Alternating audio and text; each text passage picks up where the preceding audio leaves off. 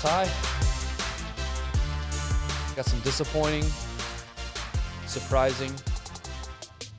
What's another negative word? News. Well, surprising. For news. Shocking. Shocking. Yes, that's a great term for this. Depressing. It could be depressing. This could you could describe this as depressing. I think shocking, surprising, and and breaking news. Okay. That broke late last week. The Liver King is a scam. No. I don't know if surprising is a strong enough word. Shocking. Earth-shattering? Earth-shattering. No way, Ben. No. Say it's not. Say it. No. It's a scam. Say it's not true. Our darling, our savior, Liver King. No. Is false. No. He, if you don't know what we're talking about, there's this gentleman who goes by the name Liver King. Popped up on social media. It's probably early 2021 at this point. Yeah. And he was claiming, and he's this in shape, buff, super jacked dude. Yeah, very jacked. Yeah. Beyond jacked. Yeah. And was claiming the way he got this way was by eating animal parts that aren't typically eaten. Liver, heart, testicles, organs. He's saying that he would infuse the testosterone from the testicles. Right. Yeah. And that's what gave him. And then liver, And not only would he would eat it raw. Yeah. And on camera, so he wasn't faking that. He was literally eating kidneys and raw eggs. All these his organ drink meats. for his meals are raw eggs. Raw eggs, yeah. So, which, you've seen that before, but and he was claiming these 9 ancestral tenets is what he'd call them.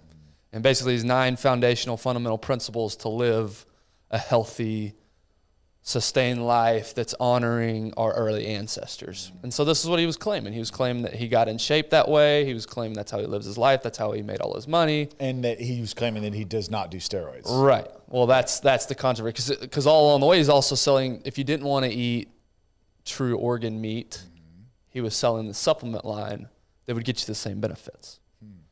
And so he was claiming all this while also denying being on any sort of growth hormone, steroid, testosterone replacement, any outside help. He was claiming it was all due to the way he lives his life, these 9 ancestral tenets. Well, last week, some emails leaked of quite a bit of dialogue detailing exactly what all he was taking. And I don't remember it, but essentially he was juiced out the tits, as they say, on all sorts of growth hormone, steroid type chemicals. So, of course, that's a big story right now is that people, I guess enough people believed him and were following along with him. Well, think about it, right? That this became a story. Think about it. And this was a surprise. There's so many people. And that's why we hope that some of the things that we're talking about, we understand not everybody spends time learning about nutrition, learns time about healthy, nutritional supplements, about training, about the way just the human body works. So we hope we give some digestible information. But there's a lot of people that just don't spend time, don't care about it, haven't really,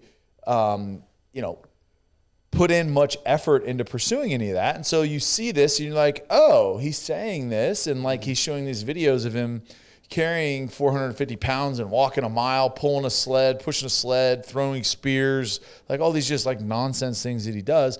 And if you're not into that world, you may be like, oh, wow, that's kind of crazy. That's cool. I guess it makes sense. He's high protein, eats a lot of meat, whatever. But people will buy it, right? And people will buy whatever you sell. I mean, that's how all of these fitness coaches make it on social media and make it on YouTube and all these, because they throw out these nonsense diets and nonsense workout regimens that don't do anything, try to overcomplicate really what it is, and people buy it. That's why the nutritional supplement industry and diet industry is a multi-billion-dollar industry, because people want the easy way. And what he was selling wasn't necessarily the the easy way to do it. It's not easy to go find bull testicles. You know, it's not easy to go find some of the things he did. He has actually some good messaging. But it's, but what he is to fitness what like Tiger King was to documentaries. That shocking, like car accident, can't take my eyes off of type of deal, right? And he was like the epitome of what we are as a culture is like the more outlandish, loud, crazy nonsense that you spew, you get eyes and you get attention. Yeah. And he played into it. And you know what? Kudos to him for building a name and building. He probably made a lot of money over the last year. Supposedly he made over $100 million in the last few years on this supplement line and all his businesses put together. So it worked, unfortunately. So, kudos to him.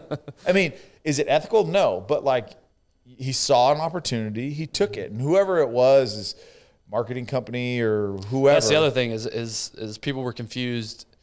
It's not an individual. This is a whole team. Yeah. And in those emails document this as well. He wanted to be at a certain number of followers by a certain date. Yeah. So he put this entire system around him. Yeah. It was all a marketing scheme. And in fact, we had a listener when he first broke, I think he had 20,000 followers, something like that at the beginning. And we had a listener actually DM us and say, "You guys should get this guy on. This guy looks pretty legit. He's kind of doing some wild things." And I looked at him and I had a bad feeling from the beginning. I was like, this guy, but that's number one, he's not natural. Number two, this seems staged. It seems fake. It's not genuine. Yeah. And unfortunately, it picked up steam over the last year. And big podcasts actually put him on there. And every single time he would deny. They would ask him point blank. Yeah. What PEDs do you use? Every single time. I think at one time he gave, what did he say? It was some sort of, crazy. It was like, he was on the Barstool podcast and he said, I forget what he said. But anyway, to me, it speaks to, as you were alluding to, yes, it's unethical. Yes, it's immoral. I don't blame him as much as I blame consumers. Yeah. Everybody wants a secret. Everybody wants a shortcut. Everybody thinks this thing is going to be the key to get me to where I want to go. Instead of doing the hard work that Lane Norton talks about, the 10 years. Yeah. I can go eat bull nuts and carry around kettlebells across the beach, and I'm going to look like jacked and ripped and tan, and I'm going to sun my balls, and I'm going to do this kind of things, and I'm going to be this kind of thing in 6 months. Let's do that. Sign me up for that. So whatever it is in our human nature that wants results now, with a little effort, he played into that. I think quick and new also, which is crazy because we're so turned off as a culture from like the proven process that has worked over time. Mm-hmm. I mean, think about it. Like even in school, like we don't want to learn about history. We don't want to learn about those things because those things don't work. Like we just want to like create our own new way of doing things. And I think of even my generation. Like I look at maybe 2 generations ahead of me. Say they're in their 50s, 60s, 70s, and I'm like, they don't know what it's like these days. I'll say that to myself, like, man, like they're a little bit disconnected. They don't really know what it's like. Like even like getting coached like on sales and stuff. It's like, it was different in the 90s and early 2000s. Like that sales strategy doesn't work. But like reality is there are proven methods, whether it's nutrition and fitness, whether it's sales, whether it's how to run your family, how to pursue your faith. There are processes that have been tested over time, but as a culture, we don't like that because we think that we're smarter than the generation before us. Mm-hmm. And so we don't want to listen to those things. In reality, those are tested over time for a reason because they work. And it's crazy because all of these new fad diets and workouts and all these things, it's like they're just as much work as the old process. Right. And matter of fact, the old process is probably a little bit easier. We'll talk about nutrition. Whole foods, restrict calories, increase caloric output. Pretty simple. Yeah. It's not that hard. Right. But we overcomplicate it because we think that we're smarter than... And we think there's a shortcut. essentially. Yeah, short and new, like shorter and newer. Like, because we think there's this like stigma associated with like working hard, right? Like it's stupid. It's like smarter, not harder. No, like sometimes you have to work harder. Yeah. Like you do. Yeah. Maybe do both. Yeah, crazy. Crazy. Yes, be more efficient. Right. But like, hey, I can't squeeze an hour worth of calorie burn into a 15-minute workout. It just doesn't happen. Right. You can't do it. Like there's no such thing as like literally just shortening my workout and condensing it, because caloric output takes time. Unless you're on the Echo bike then it doesn't take any time. for 10 minutes. Then hey, you got it. 10 and Forget out. everything Let's Tyler go. just said. But if you could keep like a 90 stride per minute type of deal, hey, go ahead. Good for you. Right. Yeah. I think, and we've said it before, it just reiterates the point of, if in 2022 somebody's claiming a secret, they're claiming something brand new. Yeah. If it's one individual, it's usually linked to some sort of buy my whatever. Yes. Yeah. So be very Be wary. careful. Be wary. Buyer beware. If a group of people aren't saying it, and it's just one individual selling some secret that's also linked to a product that they're selling, Yeah. be very wary. Or a quiz. Or a survey. quiz. Yeah. Yeah. Because guess what? Now they're buying your data. Yeah. That's all they want. There was a YouTube quiz the other day I saw. It said, "Am I gay?" And I clicked on it. No, you did. I did. I wanted to find out. Oh, this could tell me. Unfortunately, it started to link to, like, there was multiple steps to get to this quiz. So Yeah, that's what they want your data. It's like, all right, input your email address. Now give us your email password. Now give us your mother's maiden name. Now your social security number. Yeah. No, it was. I was legitimately going to take the test if it was going to be easy, but they made it too complicated. So I don't know if I'm gay or not. I have, to be determined. TBD. Anyways, all right. So, anyways, I'm gonna need probably a week or two off because I'm gonna have to find out if you're gay. Oh, okay.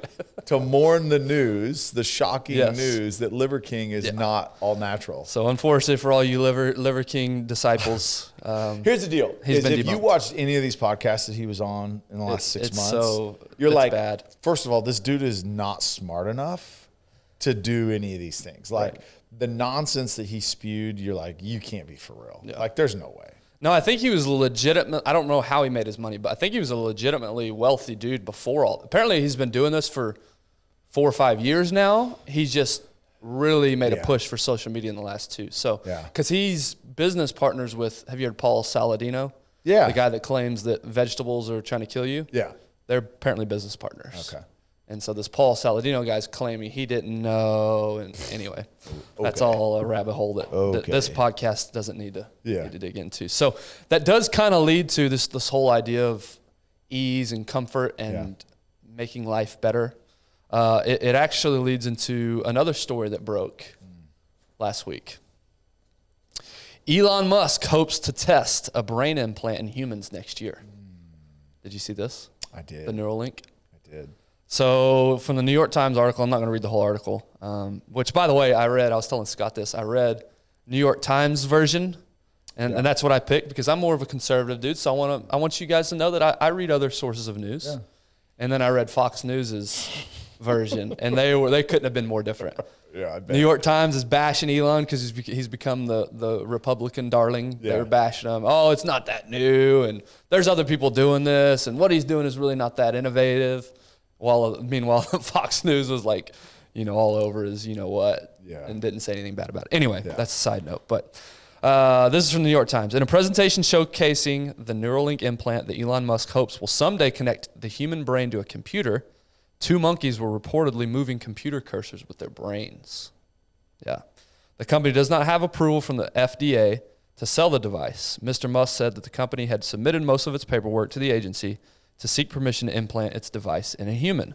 He predicted a test in humans in 6 months, but any step towards trials in people would be up to the FDA after a full evaluation of the risk, surgical implantation, and safety of the device. The presentation focused on the, quote, Link device, which resembles an inch-wide stack of several coins with hundreds of hair-thin threads. A surgical robot would cut a hole into the skull, slip the electrode threads into the gray matter of the brain, according to Mr. Musk's company presentation. The coin-like piece would sit flush within the skull. Mr. Musk said plans for the device include making the blind see and giving someone with a severed spinal cord, quote, full body functionality. Pretty wild, huh? Interesting. Yeah. Very interesting. So my question to you is this. First of all, first reaction to that. Cool, not cool, scary. Yeah, scary. Pretty amazing. Scary for me. So that's the first question. And the second question is, with all this progress we've made the last 20 years, like, where do we go from here?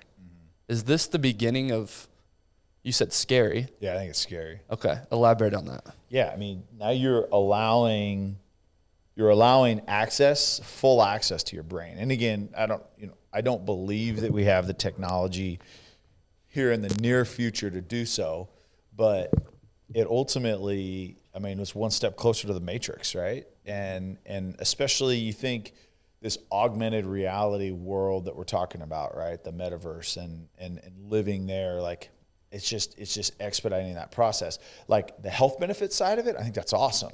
Yeah. Yeah, if it can truly restore people that are. If that's legitimate, and hey, like a child that's born blind, we have the ability to allow him to see. Awesome. I'm all for that. It's just a slippery slope. When you start plugging in your brain to computers and being able to control things, that's just scary, right? Like I said, it's a slippery slope because first it's, hey, I don't actually have to type on the computer. I can actually just think the words and it types out whatever. Okay, that's no big deal. But then what if then it's, okay, now I'm going to search the internet, or I'm going to go find things that I just want to find, and I can just find them immediately. And then now, again, there's a record of you and getting through all these things and all your preferences. I mean, Amazon's already doing it right now. Social media, your iPhones are, yeah, you've already got you've got a Neuralink in your pocket at all times at this point. But then it becomes, all right, now I'm able, because you're linked and they're linked and they're linked. Now I can just talk to you, without using words. Without using words. And again, I just think it's a slippery slope. But then, again, here's conspiracy theorist. What's to say that implant can't ultimately then control us? Right, be controlled. Yeah, by an outside source. Because somebody's got to manage this. If that link can fix my vision, what else can it do to me? Right? If it can repair a severed spinal cord, or it can repair, what else can it make me do? I mean, that's why we drive it. We have a Tesla, and I'm pushing my wife to get out of it, because what I don't like is if I need that car, someone literally can push a button and it doesn't work. Yeah. Yeah. I mean, they're trying to do that in California. They're trying to put a kill switch on every single vehicle. And I just don't like that. I don't like the supreme power of that. You can create laws, you can enforce laws, you can tax, you can do those things, that the role of the government to be there to support the community. But the role of the government is not to run the community. Right. It's not to run the individual. Like I said, it's one step closer to the Matrix, and see how well that worked out for them.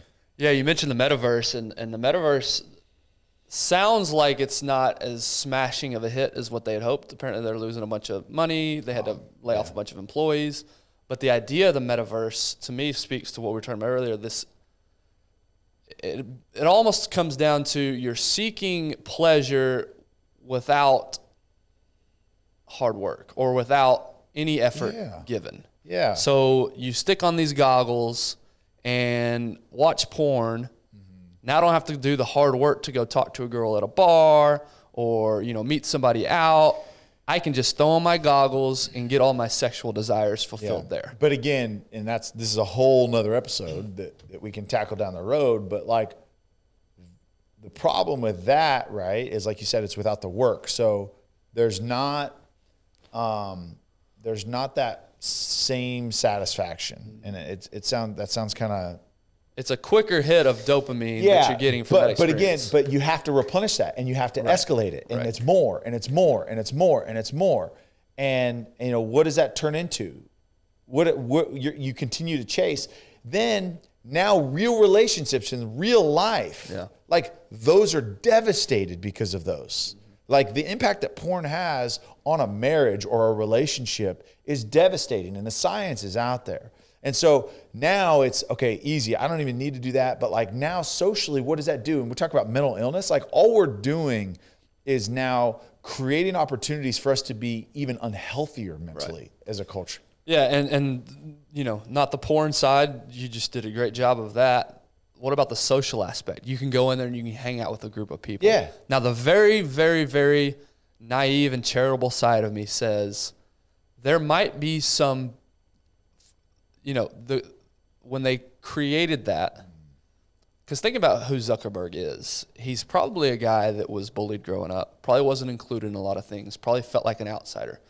So this whole Facebook thing, this whole metaverse thing, again, very, very charitable side of me says maybe the impetus of that was to be inclusive of these people that don't feel included. And so, but the problem with that is, just like porn, just like other pleasure seeking, the real thing is going to be far better than any virtual thing. Yeah, but here's again, I think we go back to the simplest fact is as a human being, we were created to work and we were created to reproduce, right? Simply put, right, is we are supposed to add value.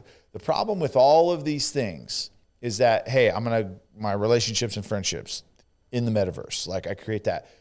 But what skills are you learning and what relationship traits are you actually acquiring that actually help you in the real world actually produce something that adds value? And again, we can keep going on technology. And, well, I'm spending money on the metaverse and I'm creating jobs on the metaverse. We have a physical world that we live in that needs things. You need food. Guess what? The metaverse is never going to feed you. Right. It is never going to provide sustenance that actually provides nutrition in your body. Government daddy might feed you, though. Okay. Where does that come from? Government daddy feeds me. I live my life in the metaverse. Have you seen that meme or the I think it's a meme. It's like a dude sitting in a dark room on a mattress on the floor, paint all falling off, terrible environment, but he's got his metaverse goggles on. And so the idea is that, the government will take care of you. Yeah. You can go live your pleasurable life in the metaverse. But guess what? The government is going to take from somebody that actually worked for something. Right. So they're going to take from the farmers. They're going to take from the ranchers. They're going to take from the manufacturers. They're going to take from all the things to whatever. So either you buy them or the government ultimately takes them if we let them and then gives them to you. But somebody has to do that. Mm-hmm. Yeah. What about the farmers? Why don't they get to go play in the metaverse? Because there's work to do. You can't be a metaverse farmer? Actually, it's so funny. So it's funny you say that. I've been researching, some cattle farming stuff and getting some operation going and stuff like that. And I watched this one deal and this guy's talking about it. If you don't have the resources or land to start farming here, try this. And so I got onto it and he's like, that's the next wave of farming. And I click on it, it's metaverse farming. Oh. You can own cows on the metaverse. I'm like, get out. Next wave, dude. Get out of here. So essentially what you're doing is you're paying for that cow, but that money then buys a real farmer a real cow. Huh. But you're actually farming him and you feel like you're farming on the metaverse, but that money then actually transfers over and is a real cow. But point being is we're taking these easy virtual paths down I can fulfill this or I can fulfill that. Well, ultimately now you just become a suck on society because you're not contributing anything. Right. Yeah, there's no value being brought. And to your point, you said it earlier. Fundamental level, we're here to produce and be contributing members. Yeah, and I'm not reproduce. I'm not saying I was really critical of gamers. And I'm like, well, it's not real. What are you doing? And then it turned into a big deal, right? Mm-hmm. Competitive gaming and all these things.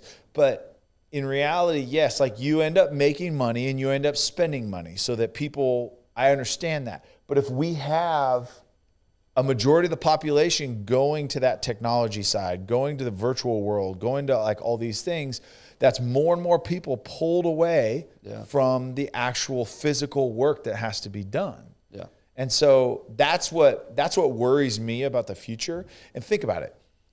Why are we paying so much for like home repairs, remodels, housing costs? Because there's not enough labor. Mm-hmm. There's not enough people. So what do? Okay, immigrants that are willing to still do that. Okay, now you're gonna come do this. The problem with that is one, we're not capitalizing on that tax revenue on that income. And then two is we continue to bring in outside work that may not be trained or may not be educated in that actual trade and gone through, they're just thrown on the job because they need bodies. Now quality of work is going down, but you're paying twice as much for half the quality of product. Right. And again, that's the direction we're going. And it's just it's honestly, it's scary. So I'm telling my kids, hey, look, and I know this went a long ways away from Neuralink, but I'm telling my kids. I was going to get to that at the end was what are we going to, how are we going to raise our kids in this? Learn to work with your hands. Yeah. Like my two boys, I've had a lot of projects the last like 2 months at the house, and like literally as frustrating it has been sometimes, like the thing I'm telling my son Rocco, I'm like, hey, sometimes helping is getting out of the way. All right. But I'm trying to go through, like we changed the carburetors on all the quads and we changed the oil on all the quads. And then like, this weekend I was working on my tractor quite a bit, and then I hung some cabinets in the garage, and like I want the kids to be around because they need to work with their hands, because in 15 years, 20 years, they can make a killing doing a trade. Right. A killing, whether you're a plumber, electrician, carpenter, doesn't matter. You can make a killing because there's not going to be enough quality work. Right. Yeah, you need to teach them how to become metaverse plumbers. No, I think to me, technology is a good thing in general, right? These advances we made technologically, it's good. Yeah. I gravitate towards the good towards the technology that's improving the way we do things, though. Not technology that's just 100% pleasure seeking. We've got enough pleasure in this. We don't need to innovate more pleasure. We've got plenty of that. Yeah. We need innovation that makes life better. Yeah. Maybe not necessarily easier. I don't care if it's necessarily easier. It's already pretty easy to live. It's things that make us more resilient, things that make us live longer, maybe things that make our jobs like the industrial revolution, things that yes. Things that make progress. jobs technology that actually feed into society. Yeah. Things that feed into the society and make us better as a society. Yeah. Those are the things I'd like to see technology really handle. Okay, so here's like, we talk about trades, where I think technology in the direction it's going, it needs to be a tool for the thing. It can't be the thing. Right. Like, so, a tool that aids the human being to do the thing. So, yes, could the metaverse help like train plumbers? Like you're actually getting in and seeing a problem. You got to digest a problem. You've got to diagnose a problem. You got to figure out a solution. Like, learn how to do this. Learn how to fix a refrigerator. Learn how to plumb a toilet. Learn how to frame out. You could start to do some of that and actually learn through it, as opposed to like, all right, I got to take an online course and I'm like, I lecture and I see some drawings. Like actually physically, you kind of get to the point where it's like, all right, I'm actually moving my hands. I'm doing the things, like I'm actually walking through the process. Great. It's a tool. It's a training tool, but that's it. Like when it becomes the thing where like, that's where I want to live and that's where I want to do everything. And that's where like Neuralink just gets me really scared, because yes, it can provide health benefits. It can provide some really cool things, but like, where does it stop? Yeah, it won't stop. And we read it and we, it seems like we're referencing it more and more, but the book about dopamine, it talked about, that was the very last, that was all the last chapter talked about, was as humans, we're never going to be able to fulfill this need for more dopamine, and it's going to eventually end us. Now, I don't know if that's 15 years from now or 1,000 years from now. I have no idea. From the social media aspect, or maybe technology in general, if that's where you want to go with it, I am feeling a pullback. I'm feeling myself and people I know trying to find ways to simplify. Yeah. Not lean more into social media, more into technology. I'm finding myself desiring to spend less time on Instagram as opposed to more. Everything's wanting to push me more and more and more. I find myself wanting to do less. Yeah. Do you think more people, you've never really been much into social media, but do you think more people enough to make a difference are going to start pulling back a little bit? Yeah, dude, I think though, and tell me if I'm wrong, but I think the people that, you're right, because I feel it too, but the people that are doing that are the people that felt what it was like before. True. Yeah. So, I'm not sure what 16-year-old is sitting there thinking. The generation that's the norm and that's how we live. I don't know if that's the case. I mean, it could be, could not be. I don't know. Mm-hmm. But they can't recall on like that peace and simplicity that they felt before it because they've never felt it. They just think that that's it. I mean, that would be like you and I saying, all right, no more phones. You have to write letters. If you want to get a hold of somebody, you got to write letters. You'd be like, nah, I'm good. I'm good. You know what I mean? Yeah. Yeah. So no, for sure. That's where I agree. But what about, and hopefully parents are doing a good job of like our kids don't have phones. And we were talking about it yesterday with my dad. We were going to a hardware store and brought the boys in. And Rocco was like talking about his little iPad. And my dad's like, oh, no, we can only watch the iPad when we go on trips. So like, that's the technology is like, hey, we'll download 3 movies and this 12-hour drive we got, you can watch those movies. Yeah. That's the only time they have access to them. Yeah. So like, hopefully parents are doing a good job of limiting that so that the kids can actually like, dude, it was a proud dad moment. I was working with my dad in the garage yesterday. And the boys, attention left. So they hopped on their quads, and my oldest son's like, "Hey, Dad, can I have one of your gun cases, like your bag, your rifle bag?" I was like, "Yeah, for sure." And he has this little like plastic like pump action shotgun, and we have 2 of them. And so the boys, they literally threw their little plastic shotgun in the gun case, strapped it to the back of their quad, ran down to the creek, and they're like, "All right, we're gonna go hunting." And so I like walk over there and check on them.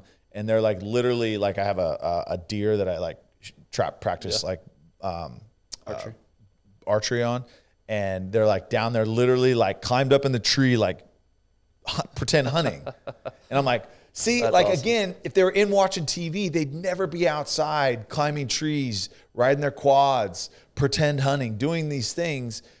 And like, it was like, all right, like there's hope, right? There definitely is hope. And so I just hope more parents like get to experience like going outside and like seeing your kids. Like my son woke up, it was up at 7:00 yesterday. And he's like, hey, can I go outside and jump on the trampoline? I was like, yes, I'm never going to tell you no, go outside, go. Yeah, and I think that's why a lot of families are fleeing these cities where, because if you live in a 7th floor in a high rise in New York City, your kid's not going to be able to go down to the creek and hunt and do all those kinds of things. So I do think you are seeing people flee from those environments. Yeah. And so as we look to the future, I do think the people that do remember what it was like pre all of this technology are going to try to go back and pull back a little bit. I know I am. I don't have access where we currently live to like what you do, but we've got green space near our house. We've got a park. We've got a pond near. Like there's things that I can do as a parent, and parents in general. My kids' friends group, they're going to have to buy into this as well. Yeah. Because when you think about social media, and that's what I wanted to maybe wrap this up on, is your strategy with your kids. Social media, technology-wise, sounds like you're already having these discussions, and your daughter is 11 now? 11. And she doesn't have a smartphone or social media yet. So when do you think you'll introduce that? How do you think you're going to how are you going to embrace the good things of social media and technology with your 4 kids? Yeah, it's hard. It's hard because it's obviously introduced already. Yeah. She already knows what it is. Does she have friends that are on it already? Friends are on it. Friends have cell phones. See, unfortunately, those parents don't think obviously the way that we do, or at least not enough of them to make this a thing. Yeah, I mean, there's different circumstances. So I can't judge other parents for like giving their kids, like I know some that have them, and it's literally because they have older siblings, and they have to be able to get a hold of the siblings because the siblings will come pick them up from school. Right. Like, it's just, there's different scenarios and circumstances. Well, that's phones, but are they on Instagram at 11 or TikTok? I don't know. I don't know. To me, the phone. I don't follow any of them, so I don't know. To me, the phone's not as big of a deal because of that reason. But it starts, right? It's access. Right. And we actually, I guess my kids won't listen to it. Like, we actually have a phone, like an extra phone, because my daughter's old enough, and CPS don't come take my kids away from me. But like, there's times that like Gio will watch, our 11-year-old will watch the kids. Like, if we're gone in Salina town, or, you know, Tiff's got to run and do something while I'm at work, like, she'll leave them, and we don't have a landline. So we do have an extra phone, but there's no internet. There's no, she can literally only call the numbers that are programmed in the phone. And there's some like restrictions on like what can like come in too. I think it can only come in, text messages can only come in from numbers, but calls can come in. Yeah. Anyways, but social media is different, right? That's a scarier, idea to introduce to your kids, just because of the pressures, the things that come with that. And so we don't have any like plan in the future to be like, all right, now you can get on it. I think it's going to be kid by kid, where they're at maturity wise, responsibility, how much we can trust them, where it's at. But regardless of it, until they're an adult, like, we are going to have access to all of it. Yeah. And I hate bringing this up because I love this family. But a good friend of ours who's very well known, very strong in their faith, one of their kids just got arrested for having illegal photos. Yep. And there was through social media.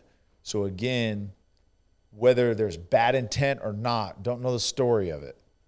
But illegal photos were on their computer and phone and shared through social media that he found on the internet. And those are just things that, like, even as a 19-year-old, like, you still get confused and lost. And so as a parent, until like you are on your own, making your own decisions, you know, and I don't know if that's 18, I don't know if it's 16, I don't know. But like, as soon as you're old enough and mature enough to handle that, we're still going to monitor. And then when you're on your own, okay, now there's consequences to your actions. And the consequences that you create for yourself, you're going to have to deal with yourself. Yeah. Like mom and dad, at this point, when you're on your own and the cord is cut, if you get yourself into something, you've got to get yourself out. Because what do you learn if we just bail you out? Yeah, I know the exact story you're talking about because it's very well known. Yeah. That's the tricky, hard, because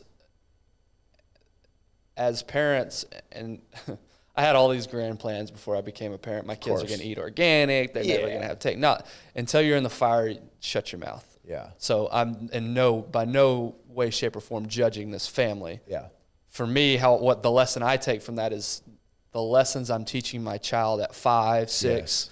I'm going to have to be even more diligent than I think I should have to be. Yeah, you don't relax. Because you never know when they're 19 the lessons and the foundations that you built when they were 12. Yeah. That's what's going to shine through. So you're right. When they're 18 and they go off to school like this kid, you've done the work. The hay's in the barn at this point as a parent. That's right. Everything you've done from when they were 5 to when they left the house, that's really where the work was put in. That's Sunday. Now now it's game day. When they're out in the real world, they're faced with these real challenges. It's what did they learn when they were under your care? And hopefully they don't make a mistake that ruins their life. And to your point, if they do, there's consequences. And those are the things that we need to teach our kids at 6, 7, 8 years old. Yeah. So your actions have consequences. Thankfully, in our house, the consequences can be more controlled. Yes. They're not legal for the most part for a 5-year-old. Yes. They're not legal for a 5-year-old. Yeah. So it's teaching my son, hey, You can make that choice, but there's a trade-off. Yeah. There's gonna be a consequence that comes from this. And we had a very hard conversation last night, like an emotional conversation. There's consequences even when you make a decision on something that's not bad. Right. That's not talking about the girl over in Fort Worth that was abducted and killed. And there's a FedEx driver that's been arrested for it. And within an hour, she was taken, and within an hour, she was killed. 7-year-old girl, I think. Right. Yeah. Terrible. But talking with our kids, and Tiff and I were back and forth on, do we bring this up? But like, we have a lot of construction guys going through the house. Like, it's the holiday season. There's a lot of like contracted delivery people, and everybody's ordering stuff, and there's stuff being dropped off every day.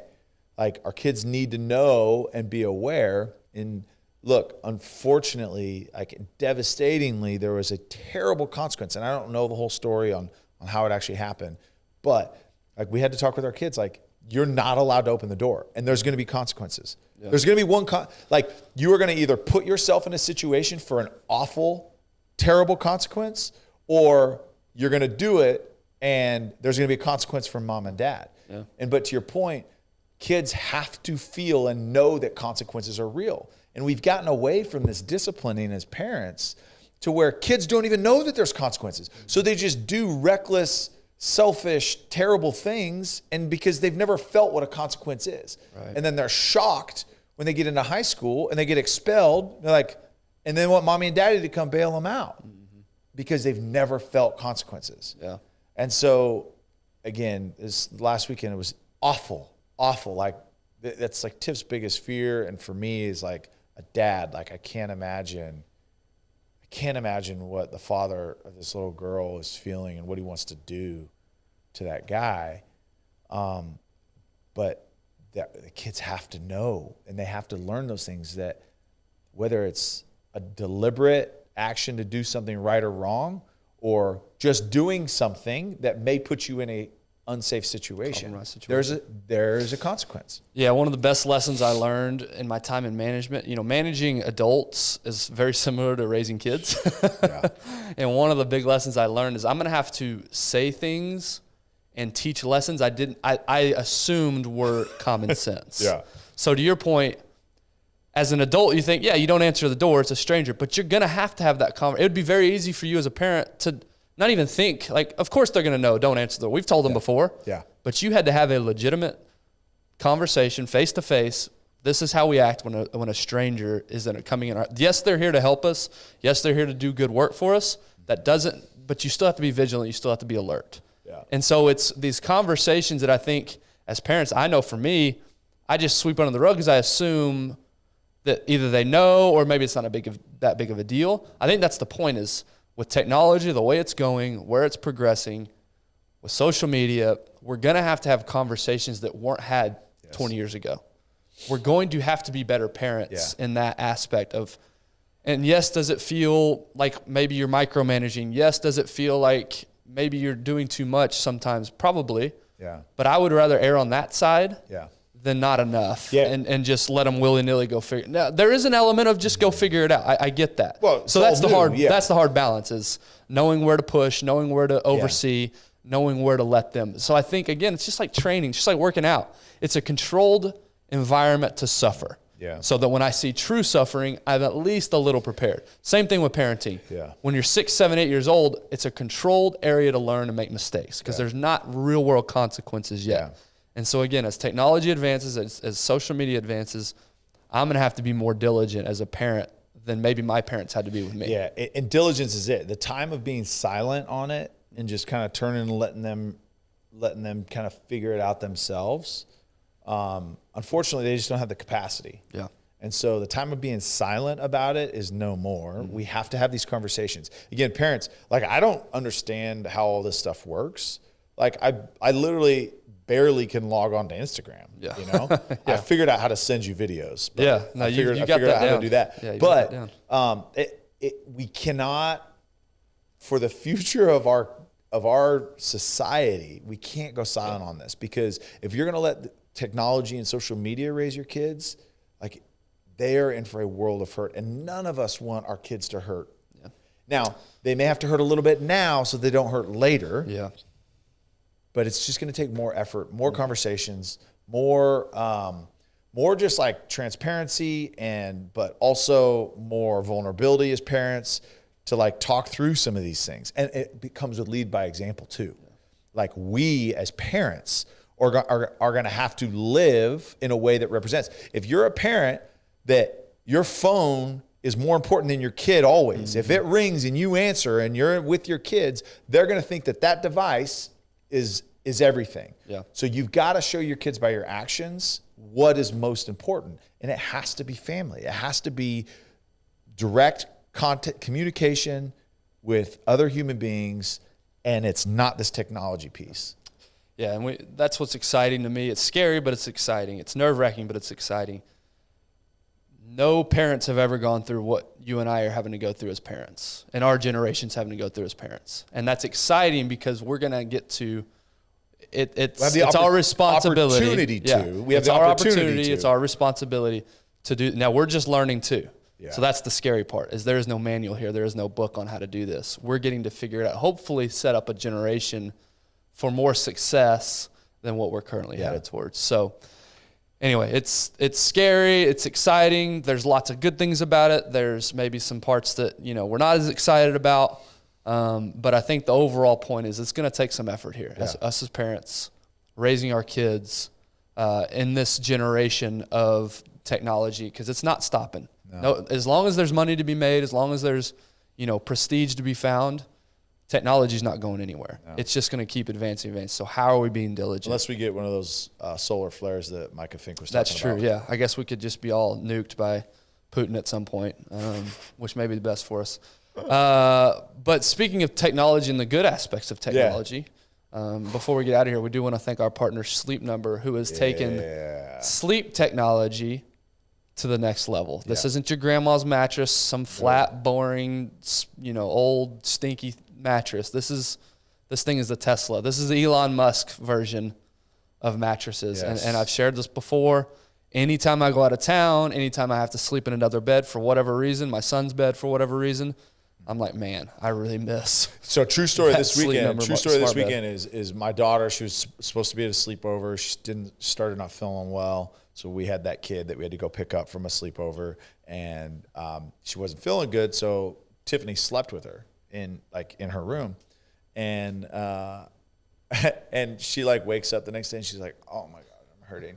And then her attitude reflected how she felt for that morning. And so I told her, I said, hey, Tiffany, I'll talk to you tomorrow after you actually get a good night's sleep, because I don't want to deal with you today. So I'm going to be in the garage. Yeah. I'm telling you, it's a totally different, what Dak talks about. It's 28 minutes of legitimate deep REM recovery sleep is the difference in a good start to your day, bad start to your day, good finish to your day, bad finish to your day. Yeah. It really does. I mean, the technology is unbelievable.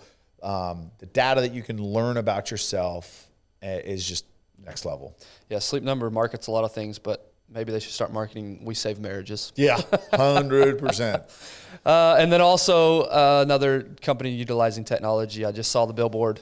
Yeah. That's old school technology, billboards. But Choctaw Casinos and Resort giving away $1.8 million this December. Again, what other venue? 1.2 last month, 1.8 this year. What other venue, what other entertainment venue can you show up and actually leave with more money than what you left? Every other venue, you're spending money. Yep. This venue, you can actually leave more than what you came. Christmas is a great time to head up there. We were just up there a couple of weeks ago. Cowboys are rolling right now. If you're a Cowboys fan or whatever NFL team you can, go up there on a Sunday. Check out the league. Check out all the best place to watch a game Choctaw has to offer. I'm telling you, and I brought it up. My birthday, we went up there I called a staycation because we didn't have to fly anywhere. It was one of the most incredible couple days. I was just telling somebody in my gym, hey, he's like, my wife and I are trying to get away. Kids are old enough that we can finally go spend the night somewhere, and they're not going to kill themselves. And I was like, dude, you got to go to Choctaw. It literally, whether it's steakhouse or Guy Fieri's restaurant, I mean, they've got American cuisine, they've got fried chicken, they've got everything that you could possibly want. And I was like, literally, it's unbelievable. I ended up covering my stay because I won enough on the table that literally my stay was free. Disney World can't do that. Come on. Universal Studios can't do that. But regardless, if I had paid twice what I paid, It has still been worth it would still have been worth it because it's just that nice. Yeah, so go check it out. Hey, where is it? It's a short drive Up 75. Yeah. And for you and your gym friend, it's a shorter drive up 75. Even shorter drive. It's really, it's honestly really easy to get to. Amazing. Man, I can't wait for that 75 through Sherman to get finished because it's going to be a nice breeze. and easy. And then lastly, we opened up this episode with the Liver King selling, secrets and shortcuts. There's a company that does not sell secrets and shortcuts. They do sell supplements. Yep. But they actually are messaging that it's going to take a lot of work. Yeah. And it's still going to take effort to get to where, our products just help you get there and aid that process. And of course, we're talking about Jocko Fuel, American-made company. Everybody are feeding into the local economy. You can find it at HEB. You can find it at Vitamin Shop. You can find it on the East Coast. You can find it on JockoFuel.com. Online, You can find it on Amazon. You can find it anywhere. It's not hard to find.